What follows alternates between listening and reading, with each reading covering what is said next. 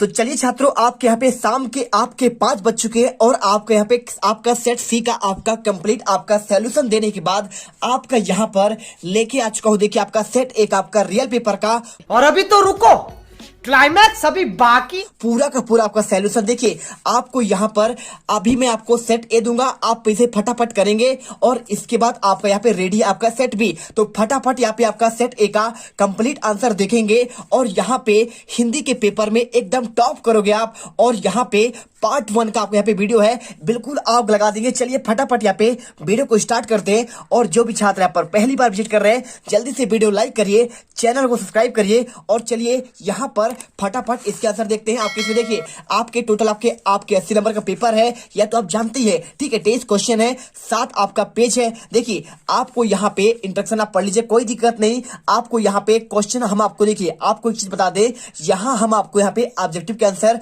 नहीं बताने वाले, क्योंकि वो आपको स्कूल पर खुद आपको यहाँ पे बता दी जाता है। आप हमारा जो फोकस रहेगा यहाँ पे क्वेश्चन नंबर 6 से लेकर आपके आगे तक, ठीक है।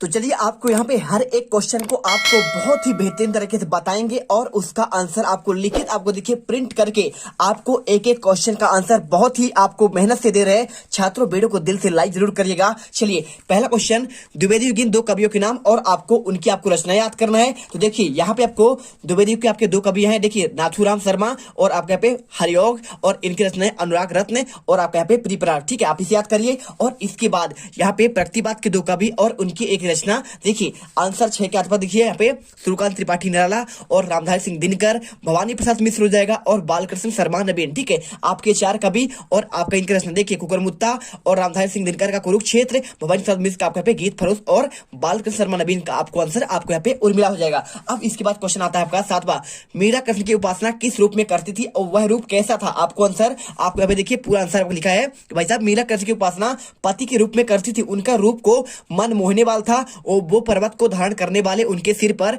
मोर का मुकुट सुशोभित था और मीरा उन्हें अपना सर्वस्व मानती थी, वे स्वयं को उनकी दासी मानती थी, ठीक है। आंसर करना है। और इसके बाद आपको इसके बाद देखिए कबीर ने संसार को पागल क्यों कहा है, पूरा आंसर आपको यहाँ पे दे दिया गया। 7 का आपका अथवा का आंसर यहाँ से लेकर आपको यहाँ तक देखिए पूरा पढ़ लीजिए। आपके एक एक क्वेश्चन आपको यहाँ पे रट जाना चाहिए, ठीक है। देखिए क्या लिखा है, कबीरदास कहते हैं कि संसार पागल हो गया है क्योंकि जो व्यक्ति सच बोलता है वह उसे मारने दौड़ता है, उसे सच का विश्वास नहीं है। कबीरदास तीर्थ स्थान स्थिर यात्रा पर टोपी पहनना, माला पहनना, तिलक ध्यान आदि लगाना, मंत्र देना आदि तौर तरीकों गलत आप बताते हैं और वे राम रहीम की श्रेष्ठता के नाम पर लड़ने पर आपको बालों को गलत मानते हैं, क्योंकि कबीर की दृष्टि में ईश्वर एक है और वह सहज भक्ति से प्राप्त होता है। इन बातों को सुनकर समाज की निंदा करता है और तथा पाखंडियों की झूठी बातों पर विश्वास करता है, अतः कबीर को लगता है कि संसार पागल हो गया है। अब इसके बाद क्वेश्चन आता है आपका 8वां, रेखा चित्र से क्या समझते हैं। एक एक क्वेश्चन रट लेना। आपको यहाँ पर पूरे क्वेश्चन आपके दोनों सेट से आपके सेम टू सेम आपके छपने वाले हैं। तो फटाफट यहाँ पे देखो रेखा चित्र से आप क्या समझते हैं आंसर।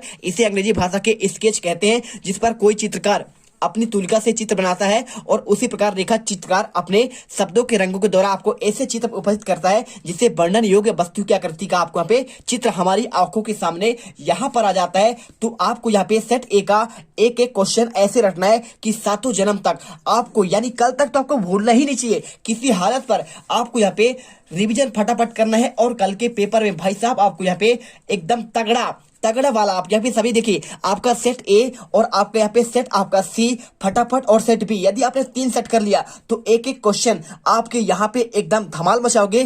फटाफट क्वेश्चन करो, आपको यहाँ पे पूरे क्वेश्चन आपके 80 में से 80 नंबर मिल जाएंगे, ठीक है। देखिए इसे अंग्रेजी भाषा के स्केच कहते हैं, जिस पर कोई भी चित्रकार अपने तुलका से चित्र बनाता है, ठीक है। इसे पढ़ लिया आपने, चलिए पढ़ लीजिए इस क्वेश्चन 8वां। तो इसके बाद आपका क्वेश्चन आता है, इसमें देखिए मियां नसीरुद्दीन को ननबाइयों का मसीहा क्यों कहा जाता है। आपको आंसर यहाँ पे लिखा गया है। देखिए मियां नसीरुद्दीन के ननबाइयों को मसीहा इसलिए कहा जाता है क्योंकि वे मसीहाई आपके अंदाज में रोटी पकाने की कला का बखान करते थे। वे स्वयं भी 56 तरह की रोटियां बनाने के लिए प्रसिद्ध थे और उनका खानदान वर्षों तक इस काम में लगा हुआ था और वे रोटी बनाने की कला मानते थे और स्वयं को उस्ताद कहते थे, ठीक है। पढ़ लीजिए इसके बाद आंसर आपका यहाँ पे क्वेश्चन आपका अगला दिखा है। देखिए क्वेश्चन 9 नंबर, बिरादरी का यह सहारा होता है, यह कथन किसने और कब कहा। आंसर देखिए क्वेश्चन नंबर 9 का आंसर आपको यहाँ पे यह कथन मोहन के पिता बंसीधर ने बिरादरी के संपन्न युवक रमेश से कहा। और इसके बाद देखिए क्वेश्चन आपका 10वां, इसी का आपका कथवा है, नौकरी में ओहदे की ओर ध्यान मत देना, यह कथा पीर मजार है, यह कथन किसने कहा। आंसर देखिए आपका पूरा आंसर आपको लिखा है यह कथन देखिए मोहन के वृद्ध पिता बंसीधर ने कहा। पूरा आंसर आपको यहाँ पे ये हो जाएगा। और इसके बाद क्वेश्चन देखिए आपका 10वां, रिजाड़ी पानी किसे कहा जाता है? आंसर आपको यहाँ पे मिल जाएगा। देखिए आंसर, धरातल से नीचे उतरा लेकिन पाताल में न मिलने वाले पानी को रिजाड़ी पानी कहते हैं। और वर्षा का जल के मापने के लिए रेजा शब्द का उपयोग होता है, जिससे आपको यहाँ पे रेजा का मतलब क्या होता है? आपको यहाँ पे होता है समानता। आपको यहाँ पे देखिए पूरा आपको आंसर आपको यहाँ पे आंसर याद करना है। और इसके बाद क्वेश्चन क्या आता है? देखिए यहाँ पे माप धरातल पर हुई वर्षा को नहीं, धरातल में समाई वर्षा को मापता है। ठीक है, मतलब इसके आगे आपका क्या लिखना है? रेजा का माप धरातल पर हुई वर्षा को नहीं बल्कि धरातल में समाई आपके वर्षा को आपको मापता है। चलिए अब इसके बाद क्वेश्चन आता है आपका यहाँ पे क्वेश्चन आपका 10 का आपको अथवा लता के गायन की आपको 2 आपको विशेषता बतलानी है।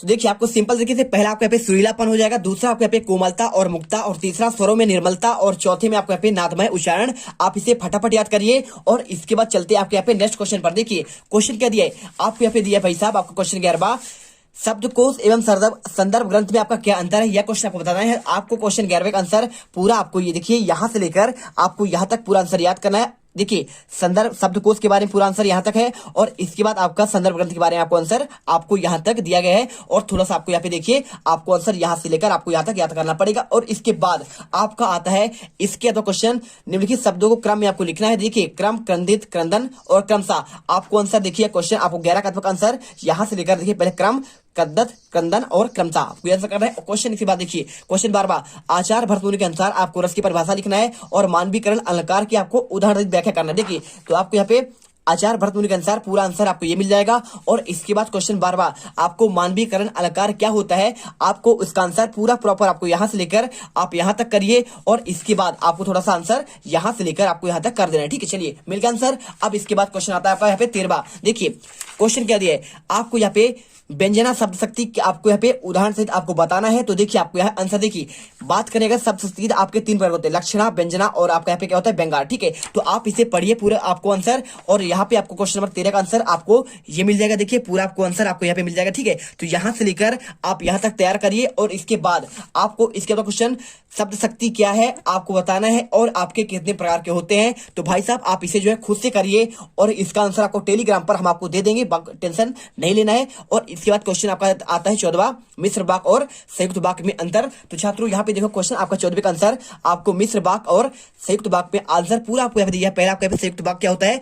संयुक्त वाक्य में 2 स्वतंत्र आपका वाक्य होते हैं जो योजक के द्वारा एक दूसरे से जुड़े रहते हैं। जैसे देखिए और, तथा, या। ठीक है, किंतु, परंतु ऐसे शब्दों से देखिए मैं पढ़ाई तो करता हूं लेकिन, ठीक है, लेकिन कम करता हूं, ये आपका होता है। आपको देखिए योजक पिन हमने आपका लेकिन का यूज किया, यही होता है आपका संयुक्त वाक्य होता है। जैसे देखिए रानी बाजार गई और उसने कपड़े खरीदे, तो और लग गया ना, यही आपका होता है संयुक्त आपका वाक्य। और इसके बाद देखिए मिश्रित वाक्य क्या होता है? मिश्रित वाक्य कई आपके उपवाक्य होते हैं, जिसमें एक प्रधान उपवाक्य होता है और शेष अन्य यहाँ पे आपका क्या है? आश्रित उपवाक्य कहलाते हैं। ठीक है, तो आपको यहाँ देखिए तुम जब तुम कठोर परिश्रम करोगे तभी अच्छे अंक ला पाओगे। देखिए आपको यहाँ पे जो आपका लिखा तब, ठीक है, यही आपका यहाँ पे क्या है? आपका एक मिश्रित आपका वाक्य। ठीक है, चलिए मिल गया आंसर। अब इसके बाद देखते हैं क्वेश्चन आपका 15वां। देखिए क्या क्वेश्चन दिया है?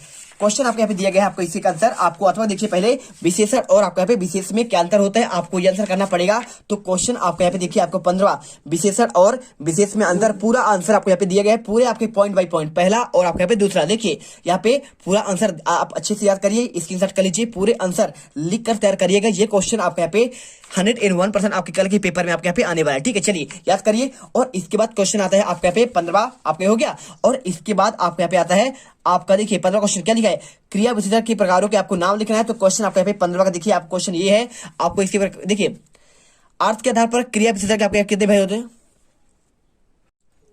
तो इसे देखिए ये क्वेश्चन आपको दिया गया है विशेषण और विशेष में अंतर। आपका क्वेश्चन नंबर आपका 14 का आपका अथवा का आंसर था, पूरे आंसर इसे याद करिए। और इसके बाद आपका आता है 15वां क्वेश्चन, क्रिया विशेषण के प्रकारों के आपको नाम लिखना है। और देखिए आपके यहाँ पे क्या होते हैं? अर्थ के आधार पर आपके कालवाचक, रीतिवाचक, स्थानवाचक और परिमाणवाचक, और प्रयोग के आधार पर साधारण, संयोजक और आपका यहाँ पे अनुबंध होता है। ठीक है, चलिए इसके बाद क्वेश्चन आपका दिया गया है क्वेश्चन 15वें का आपको अथवा का आंसर, सार लेखन करते समय किन किन बातों का ध्यान रखना चाहिए। चलिए आपको हम इसका आंसर देते हैं, आपको ये मिल जाएगा क्वेश्चन 15 का आपको अथवा का आंसर। पूरा आपको आंसर यहां से लेकर आपको स्टार्ट करना है, और आपको यहाँ पे पहला पॉइंट, दूसरा पॉइंट और आपको यहाँ पे तीसरा पॉइंट, आपको इसमें किन किन बातों पर ध्यान रखना है आपको ये दिया गया है पॉइंट। और इसके बाद क्वेश्चन 16, लोग मीरा को बाबरी क्यों कहते हैं? आंसर 3 नंबर क्वेश्चन है, आपको आंसर लिखना है देखिए, मीरा कृष्ण के भक्ति में अपनी सुध बुध खो बैठी। उन्हें किसी परंपरा और मर्यादा का कोई ध्यान नहीं था।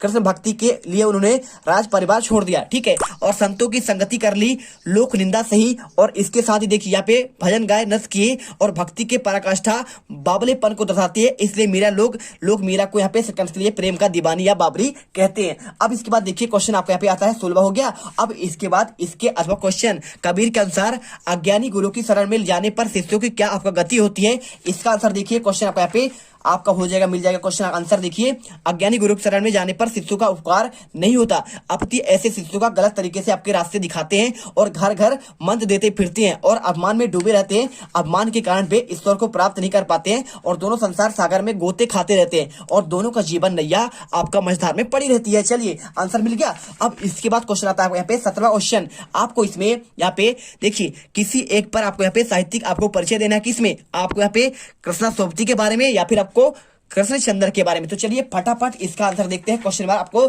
17वें का आंसर। तो सबसे पहले आपको यहाँ पे देखिए आंसर आपका कृष्णा सोबती के बारे में। आपको इसके रचनाएं देख लीजिए, आपको यहाँ पे रचनाएं दिए गए हैं और इसके बाद आपको यहाँ पे उपन्यास और इसके बाद कुछ कहानी संग्रह। तो आपको 2 रचनाएं बोलता है, तो 2 रचनाएं आपको यहाँ पे आप अपने मन से लिख लीजिए और इसके बाद साहित्य में स्थान लिखिए। आपको यहाँ पे साहित्य में स्थान दिया गया है और इसके बाद लास्ट में आपको यहाँ पे पूरा आंसर आपको यहाँ कर देना है। और इसके बाद देखिए इसमें अथवा में कृष्णचंद्र के बारे में, तो आपके फिर रचनाएं, इनका कहानी संग्रह और उपन्यास और यहाँ पे आपका साहित्यिक आपका क्या लिखा है, आपका विशेषताएं, और साथ में आपको यहाँ पे लास्ट में साहित्य में आपका स्थान आपको यहाँ पे लिख देना है। भाई साहब, श्री कृष्णचंद्र बहुमुखी प्रतिभा के धनी थे और कहानी विधा को अपने नई ऊंचाइयां प्रदान की। ठीक है, चलिए आंसर कर दीजिए। और इसके बाद आपका आता है क्वेश्चन आपका यहाँ पे 17वां, ठीक है, कौन सा? आपका 18वां। तो 18वां क्वेश्चन में आपको यहाँ पे भाव पल्लवन दिया गया है, ठीक है, ये क्वेश्चन देखिए भाव पल्लवन। और इसके बाद क्वेश्चन आपको यहाँ पे अनुच्छेद का सार लिखना है। तो क्वेश्चन 18वां और 19वां, ठीक है, आपके क्वेश्चन। और इसके बाद आपको यहाँ पे क्वेश्चन आपका 20वां हो जाएगा, ठीक है, ये 20वां।